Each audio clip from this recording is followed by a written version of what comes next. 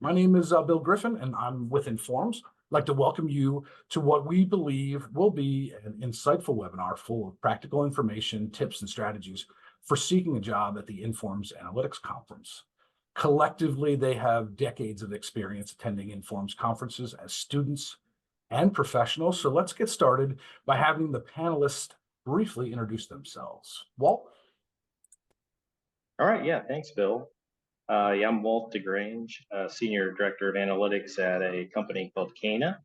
And just to share a little bit about my background, I was actually a job seeker at the 2014 Informs Analytics Conference in Boston, and I was transitioning from the military. So I have both ends of the spectrum as far as attending the conference as a job seeker, and over the past 10 years with my company, been recruiting at events like this.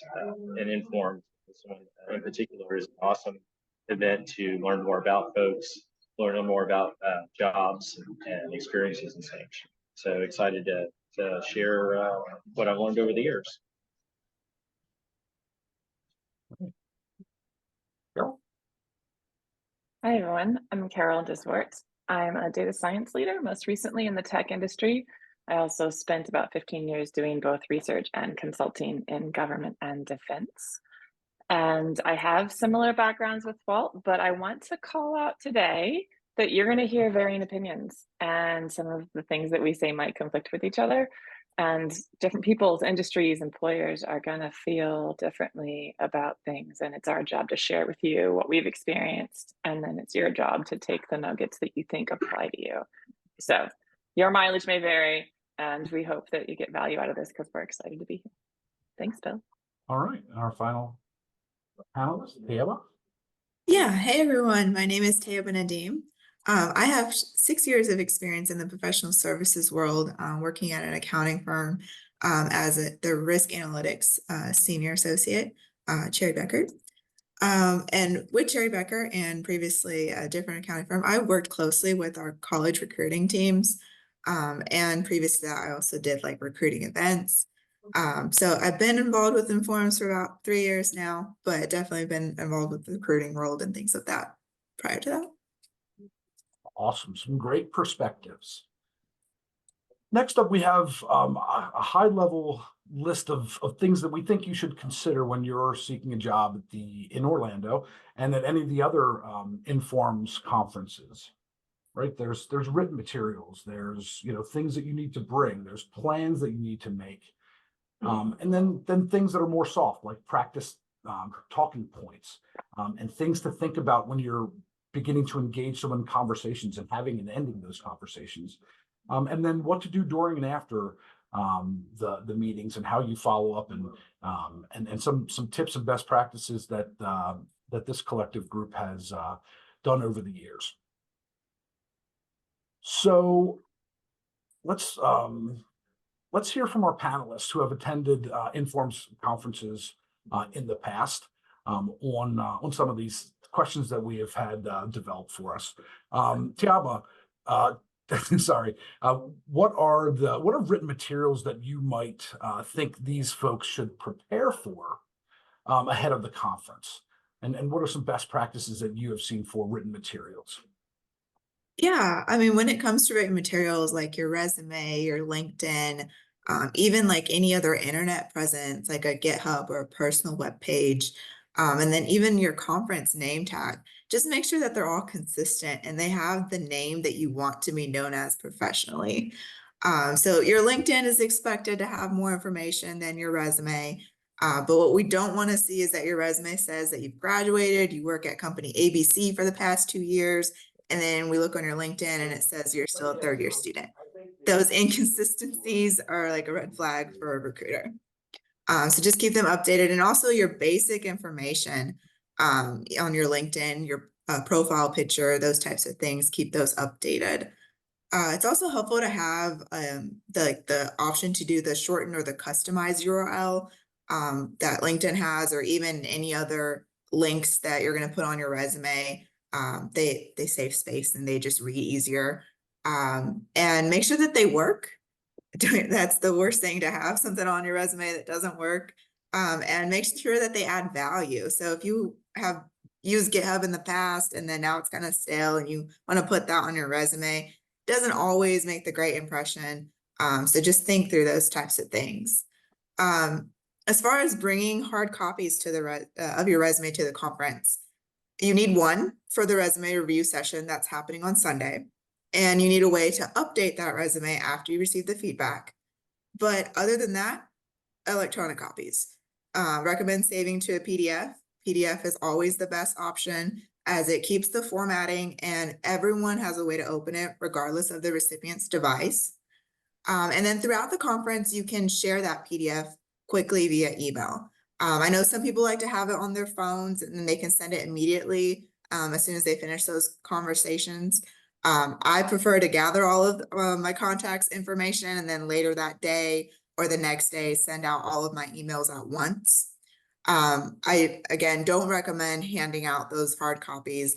The days are long, you meet a lot of people, and those people meet a lot of people, and it just gets lost. And the email can also just keep the conversation going. I mentioned earlier to have your name on all of the material be what you want to be known as professionally. So it's easy to update your name on your resume or LinkedIn, but for the conference, you'll actually get an email from Informs to check and edit your name tag before you arrive. Put the name you want to be called. So I know someone who went by Katie everywhere, but didn't know you could update your name tag for Informs for her first conference. And so now within Informs, she's known as Catherine. So at the conference, you'll definitely want to make sure people can see your name tag. And just because with all the noise and all the people, it's just a helpful reminder, especially with unusual names like my own. It's nice to be able to see who you're talking to. Yeah. Yeah, just one more thing to add too. I know a lot of folks out there are potentially in academic programs, and with the bachelor's degree or master's degree, typically graduation dates are known. Please put those on all of what we were talking about before. But if you are in a PhD program, a lot of times that when you're going to defend or when you're going to get awarded, that is a lot less. It'll be more unknown. Make a best guess because those are important for hiring decisions. And so, yeah, make sure that is, on your resume, on your LinkedIn page, any material, and it basically they're all consistent because yeah, that's a huge factor in most hiring decisions. That's true, Walt. I think that business cards are something that we've all sort of thought about and have different perspectives on in terms of written material. There are industries and there are employers and there are people who get a lot of value out of it. They like having that little piece of paper that they're going to pull out of their briefcase when they get back home. They're going to have that remembrance of you. If you choose to do business cards, make sure it's contact information that you use. Make sure it's easy to read, have a little URL link to your LinkedIn page or something, but it's not necessary. It really is industry specific. I've been in tech for 5 years and I have not had a business card for that entire time period. I've been expected to use electronic connections. So do what feels right for you. Don't feel like you have to. And if you want to, then have fun with it and make sure that it's accurate and readable.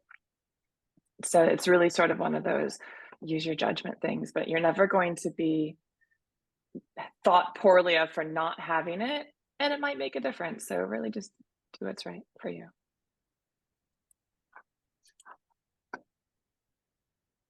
Bill, you're muted. I see you're talking, but you're muted. Sorry about that. Good Lord. Thank you. I appreciate that. So what do you bring with you?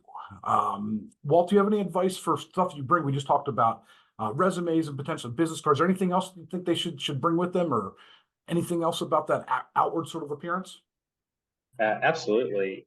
Yeah, I think one of the key things to keep in mind is this is a multi-day conference, 2 or 3 days, depending on what you're participating in. It could be 4 days if you're there much earlier.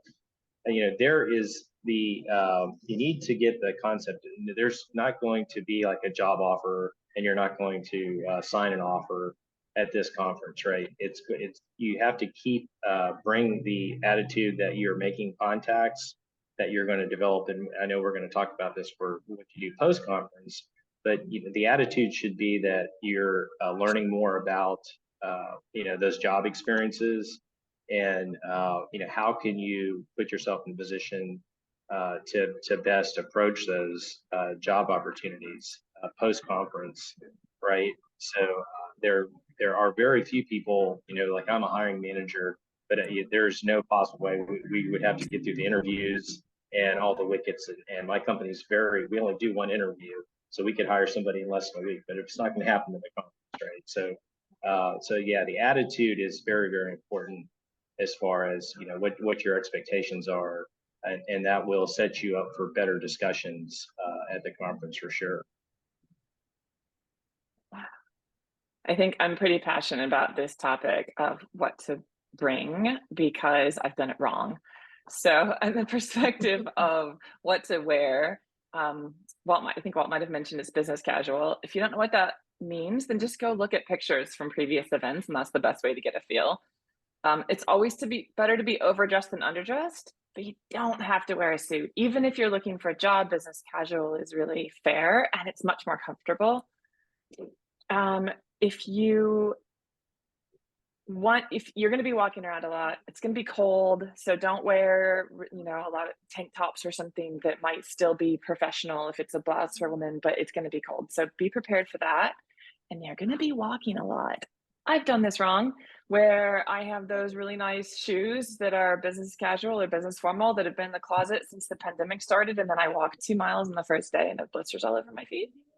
So bring Band-Aids if that's you. Bring some not muscle relaxers, but like just some ibuprofen or Tylenol if you're going to be standing all day and you think you're going to get a sore back or something like that.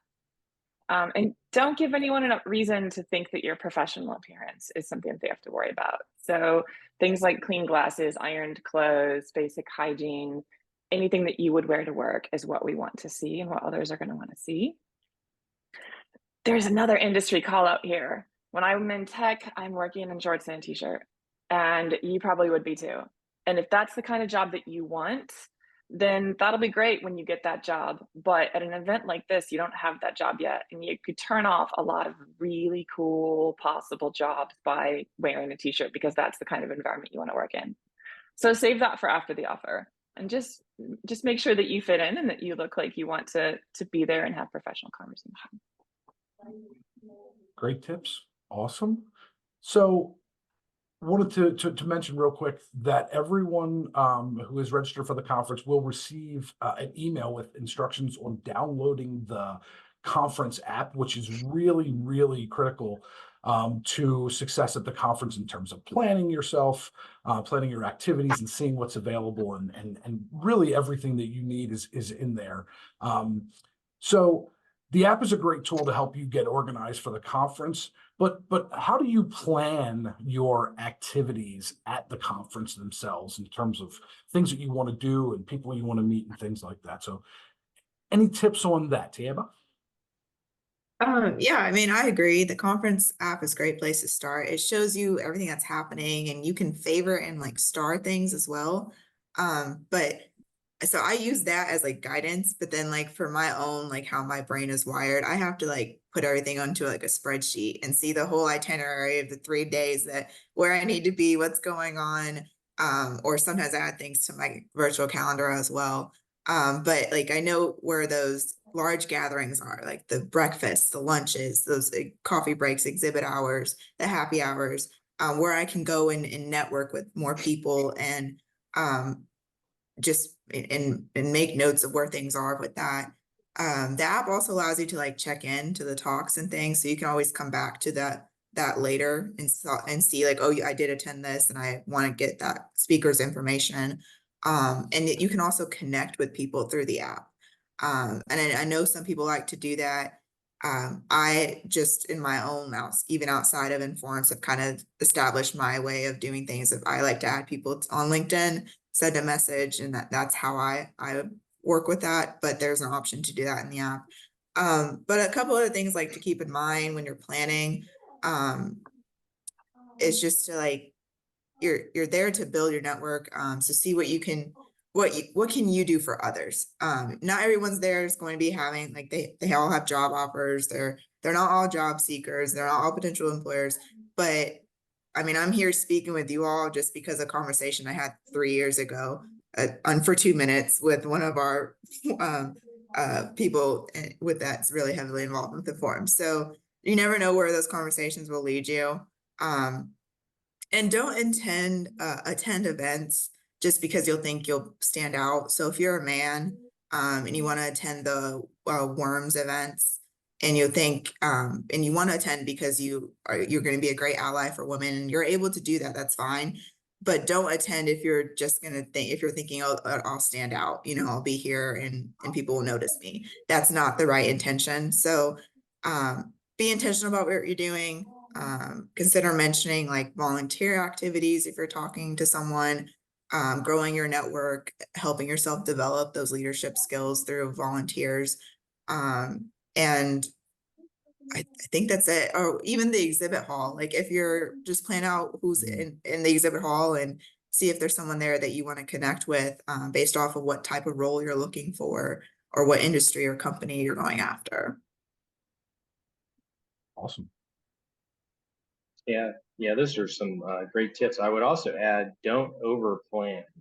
I always keep all my coffee breaks and lunches. Of course, this one, there are some really good planned, structured lunches, but all the meals that aren't planned, and of course the gala obviously is a big one too, I leave open. And that's because just like it was mentioned before, this is an opportunity to meet new people. So you don't know who you're going to meet and what kind of relationships you're going to have in the future. So it would be really nice to have some free time. And even if you don't, if you don't meet somebody, for instance, on day one, it is really great just to refresh and take a break, perhaps by yourself, right? A lot of us aren't used to meeting, 50, 60 people a day. So that can also be very tiring. But yeah, if you leave those breaks open, then you can schedule them ad hoc at the conference and get into deeper conversations with folks. And I think that's really, what conferencing is all about. The network. Yeah, absolutely. I think that the best piece of advice that I could give is exactly what Tayaba said, which is make a plan, know what's available to you, know what you might be interested in, and then don't be afraid to scrap your plan in the moment if you need some time alone, or if you meet somebody, you run into Walt and you're like, oh my gosh, I really want to talk about this thing that you presented yesterday, and he's got time.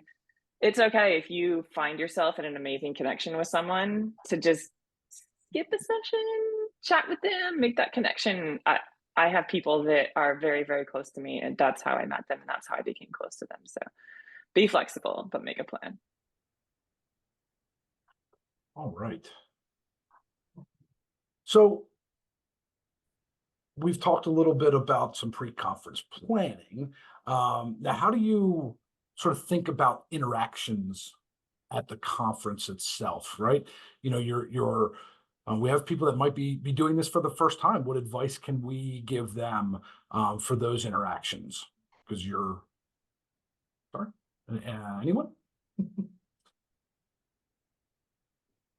Yeah, Bill. Yeah, I think. Sorry. Oh yeah, no problem.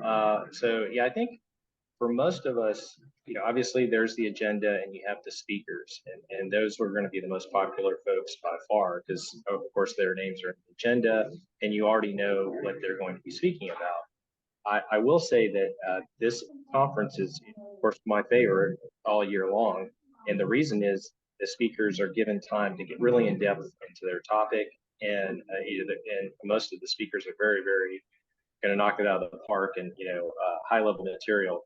But after they speak, there's going to be a line to speak with them. So I think everybody, that's the easiest way to to potentially try to speak with one of these folks, right? So I think that's one of the things I would say up front is don't have the expectation unless you're sitting right up front that you're going to be able to get a lot of good conversation with these folks. And there are plenty of other opportunities throughout the conference now. And I will say not all speakers will be there for the entire time. So yeah, I mean, so I think that's the other thing to kind of think about when you're planning this out. So yeah, just be going knowing that. So if you do see somebody that you've seen speak, and you know, for instance, they're in the exhibit hall or something, don't hesitate to walk up to them and you know ask them a question about their brief, or ask, you know, if it's prior to their presentation, maybe ask them a question. It's like, I'm really looking forward to seeing your brief. Have some questions, and so yeah, you might be able to get some interaction time with those folks at that point. But yeah, that's definitely something to keep in mind. Yeah, just because you're seeking a job, you're also selling yourself. You never know who you might be working with or for in the future. So those interactions are potentially very lucrative in the future. Okay, now on to the hard part. No more planning. Now we're on to doing. So now you're in Orlando. Aside from visiting Mickey and the Magic Kingdom, what do you do now? How do you start and join a conversation? How do you get really and start these awesome networking opportunities that we're encouraging everyone to engage in? Sorry, Tiaba? Yeah. Sorry. So the only way I know how to join a conversation is literally just to walk up to the table and ask, is this seat taken? Or if it's a cocktail table, ask, may I join you? And most of the time, they'll be like, yeah, join us. No one's gonna say, no, you can't sit here. Um, then really after that, you just listen in on the conversation. And as you get comfortable, then you can start adding your inputs to the topic. But it's also very beneficial to have some space open at the table, or even if you're standing. I know Carol had said something about, she called it the Pac-Man. So always have a space open in that circles for others to join. Starting a conversation is a bit harder for me. I'm a bit introverted, but I've come to know, like, if I'm in line, like for food or something, I can like make a comment about it, like look at these veggies or something, you know, as an icebreaker with someone in front of you or behind you. And then that way, like when you guys exit the line, those conversations keep flowing and you can go find a table and get more into it, ask them where they work, what they do, those types of things. So it really is just like generic icebreakers. But I always make sure to call people by the name on their name tag.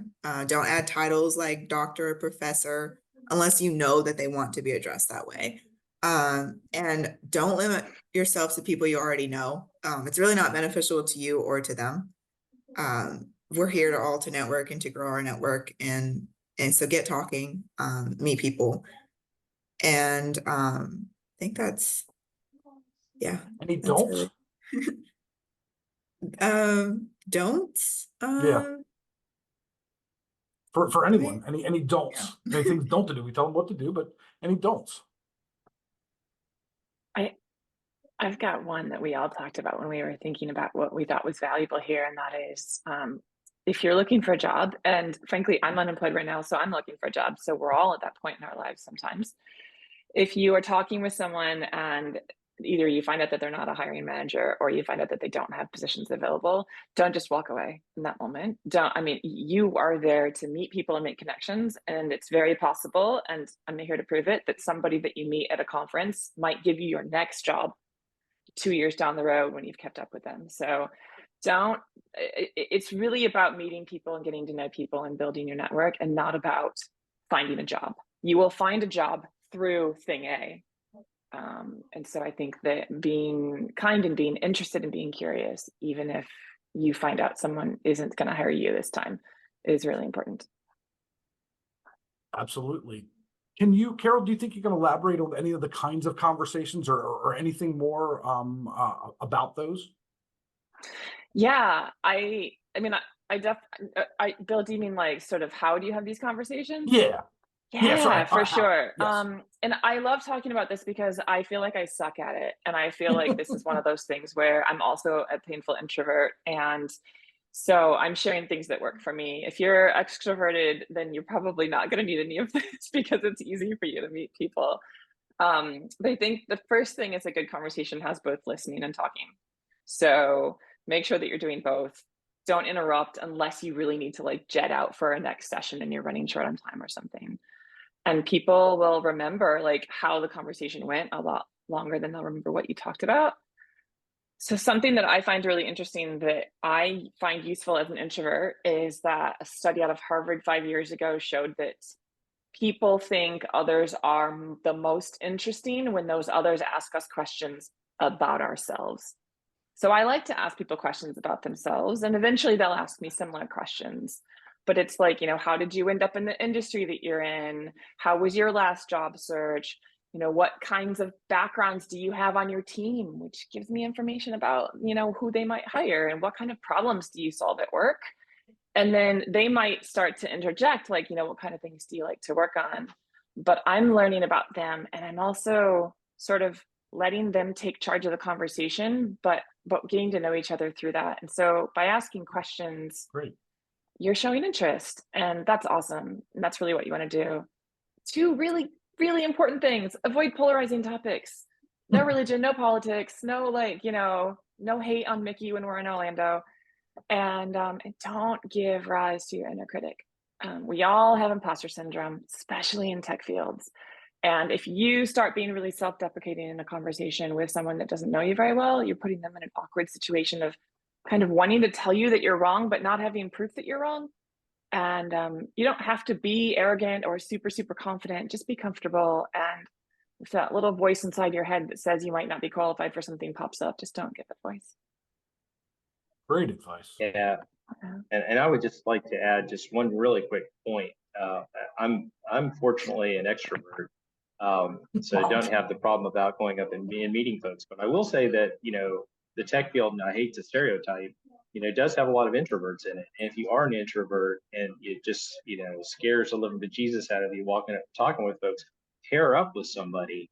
And I know Carol and I have actually done this, and it works brilliantly. If you are very intimidated by meeting somebody, go up in pairs, and then that one that really takes the pressure off you just going by yourself, and then you can introduce one another and really get the topics flowing. And it really does help, because it is very intimidating sometimes just walking up, especially when you're one person and you're walking to a group of people. So yeah, I probably would say not to do it more than in groups of like twos, right? And then make sure both of you are on the same page as far as what you're talking about. But yeah, it's very, very effective. That's a great point, Walt. Absolutely. Anything else? Anybody? I think, Tayeba, you have anything? I think Carol covered a lot of what I had thought about in our brainstorming, so I think we're good. All right. So you've gotten into this conversation. How do you get out? Right? I mean, obviously you want to be engaging, and but you also know that you've got to go somewhere else, and you've got some other people to impress. No disrespect or anything, but how do you end a conversation politely in this context? Walt? Yeah, I think this is probably the thing that most people don't think about, is you get into a really engaging conversation, and then the minutes pass, and then everybody starts feeling uncomfortable and looking around, right? And I would say that there are easy ways to kind of wrap it up, and especially at a conference like this, there's so many interesting people out there to meet and to interact with. And an easy way to wrap up a conversation is just to say, okay, what are we going to do after this engagement? Could be as easy as like, hey, it's great to meet you, Walt. I'll send you an email. I'm going to connect with you on LinkedIn tonight or tomorrow, and it's been great meeting you. And then boom, you're done. I would say that if you are seeking further engagement past that conversation, saying what you're going to do is, and then doing it, following up on it, is extremely important. And those people, I guarantee you will be remembered. Because one, how do you build trust? You make a commitment and then you follow up on it. So that is the first level of relationship building, and you can do that, and you can extract yourself out of the conversation politely, and then move on to your next engagement. Yeah. I have a couple of don'ts on this one. The first thing Good. is that the conference app is super useful for scheduling your events and for figuring out what's out there and for keeping yourself on track in the middle of the day if you can't remember what you were going to do next. A lot of people don't use the conference app after the conference. And so sometimes if you try to link to someone in it, let that be the only method that you would use to link someone. And so maybe a great way to in that conversation is just to say, like, I really, I'd love to get your information so we could continue this conversation sometime in the future. And I also think from a name tag perspective, we all have our name tags hanging around our necks. So if you want to grab a picture of someone's name tag as you're ending the conversation, or even as it's beginning, ask for permission before you sort of hold a camera up to their chest, and just make sure that they're okay with that, or that they like show it to you. And that's a really good way to sort of make a transition in a conference also, or excuse me, in a conversation. Great stuff. So it's April 17th or 18th or 19th, and you've made it back, but the work absolutely continues. How do you follow up with these connections? What are some best practices? What are some good advice you can give with following back up? Taiba, anything from your experience? Yeah, I mean, you should do what you just agreed on doing, is what was saying. So if you agreed to send a message on LinkedIn, then don't call them. And most will probably say send an email with your resume. So just follow up with anyone that you meet. I like to do it within 24 hours. So if I'm at the conference, I still do it that night or the next morning. But it's totally fine to do it once you get back home as well. But just make sure to mention something in that email or that message or whatever they said to follow up with. But mention something from that conversation you had with them. That reminds them about the conversation, so that they can remember you, keeps you top of mind as like you are engaged in that conversation, you're eager to learn more.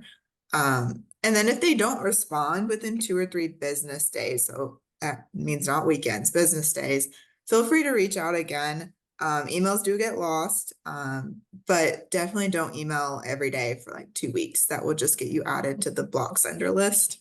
So just be mindful of that. If you've asked someone for an informational interview and they agreed, then make sure to schedule it by offering some times that you're available. So that when they respond to you, they can get that, we can get that scheduled. I advise not to post on LinkedIn and tag all those new contacts that you met. It's confusing just to be tagged in a random post, and it doesn't count as being in touch with them. So like that, okay, you tagged me in something, okay, that's great. And then another way to connect after the conference is that Informs Connect group. And it's especially helpful if you didn't get a chance to meet someone. So you can get their contact information, because you'll see where they work or something, and you're interested in that company. You can send them a message in a professional manner, like, hey, I'm again asking for that informational interview, those types of things. And like I mentioned before, you can always turn the conversations into volunteer opportunities. So if you make that connection, they don't have something available, ask them how you can volunteer or add value for them. You mentioned something that I wanted to take a 1 second to plug, and that's the Connect feature. That's part of a member benefit, and it's Informs Connect is a member directory. You can have messaging and forums, and there's lots of calendar, and shows a lot of where things are going on, both within Informs and within the community, and our members as well. So you can get in touch with people there. So thank you for bringing that up. Yeah, and I'd like to hit upon another point that was That's just all. emphasized. The informational interviews are one thing, but that's assuming like they may have a position open. If they don't, and like Carol said, if you find them very interesting, just ask them to say, hey, can I just set up a call, a mentoring call, or just an informational call? I want to learn more about, how you apply analytics to your field, right? I'm not familiar with the military analytics field. Could I just have a half hour to pick your brain, or online e-business or whatever it is, banking, right? I think that's a great way to kind of keep the conversation going And again, you're expanding your network. So even though that one person in that one organization may not have an opportunity, when they learn more about you, they may be able to connect you with somebody who does. So, just keeping the conversation going, I think, post Informs Analytics Conference is super important. It does take time and effort, but it is well worth it. Keep a note of who you meet who might be within a half-hour drive of you, because I have on numerous occasions ended up at a coffee chat, like a IRL coffee chat with someone whom I met at a conference. And then not only do I have a new connection, but I have a new connection who works in my city, which is really valuable down the road when you're settled in your city and you might be looking for a job. But also, it's just somebody to have coffee with when you need to get out and see someone and talk about our field without talking about your particular job. That is also great advice. Thank you. Real quick, if anyone has a question for the panel, put it in the QA right now as we go and sort of reflect on this whole thing. And we'll give each one of our panelists a second to sort of wrap things up from their mind. Any final thoughts about taking action and from what you've learned at a conference and sort of going forward. So Carol, I'll start with you. And any sort of final thoughts on wrapping this thing up, and they want to leave with this group? Yeah, for sure. I think over time, I would hope that you would get to the point with these conferences, especially analytics for me because I'm a practitioner, but you may feel the same way about a manual meeting because you're in academia, where you want to go even if you don't have something to present or even if you aren't looking for a job. And that's where I am. These conferences are one of the few places in my life where I feel like I belong. They're one of the few places where I'm surrounded by a group of my people. And it's the only place I ever go where within the first 2 or 3 hours of being there, I end up giving or getting like 15 hugs. And I'm not really a hugger, but these people mean so much to me. And over the years, people that I've met at Informs I've hired and I've been hired by. And I feel like that is a side effect, but the best part, that's the central piece, is getting to know people, calling up. I've called up Walt and been like, I'm working on this thing. I can't figure out what to do, but can I brainstorm with you? Because I'm stuck. And that kind of environment is what you want. And starting to make these connections is the way to get it. So I hope that you get to the point where you feel like these are my people.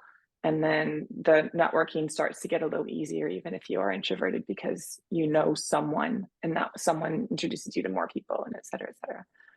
But just do what feels right in the end. And if you're an introvert and you're out of your comfort zone, then push yourself a little, but not to the point where you're miserable. And then over time, that'll get easier. Speak from experience here. Great. Awesome.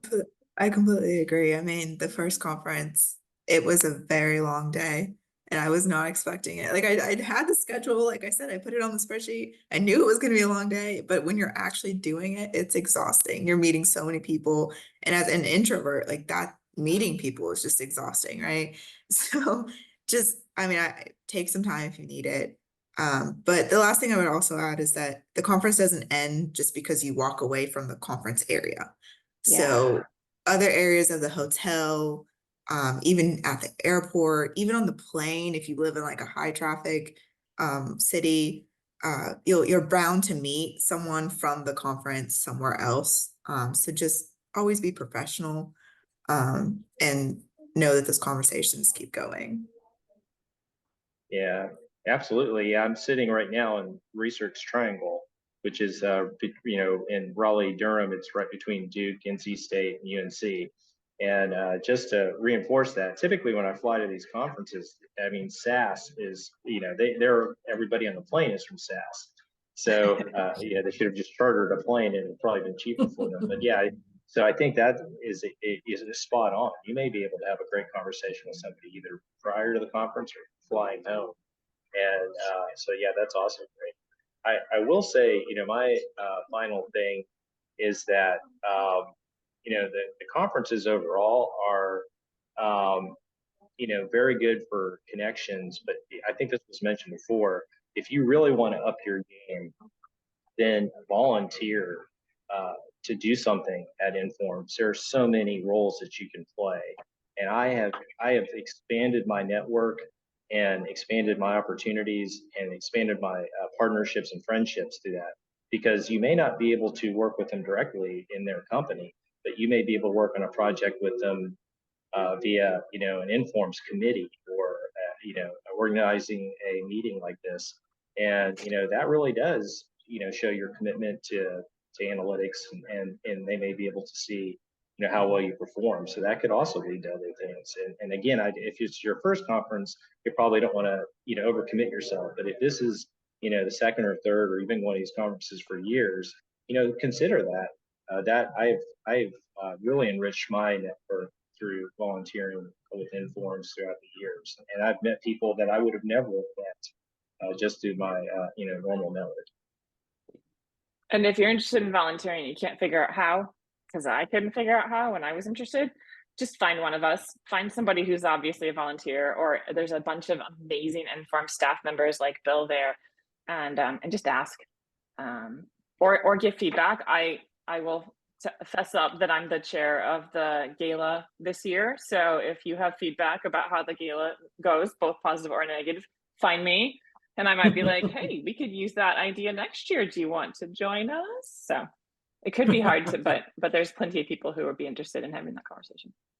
Or just join like societies or the chapters or Yeah. anything like that. I mean, I'm also on the Analytics Society. I'm involved with the CAP, ACB. So just those types of things.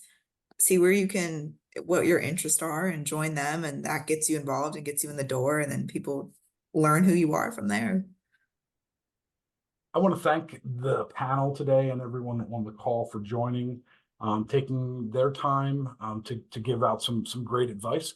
I want to tell everybody on the call and the panelists as well, if they want to join us on the 9th, April 9th, there's another webinar about going to your first, planning your first analytics conference. That'll be interesting, and maybe some of you will want to join for that as well. And I put the link to that in the web chat, in the webinar chat.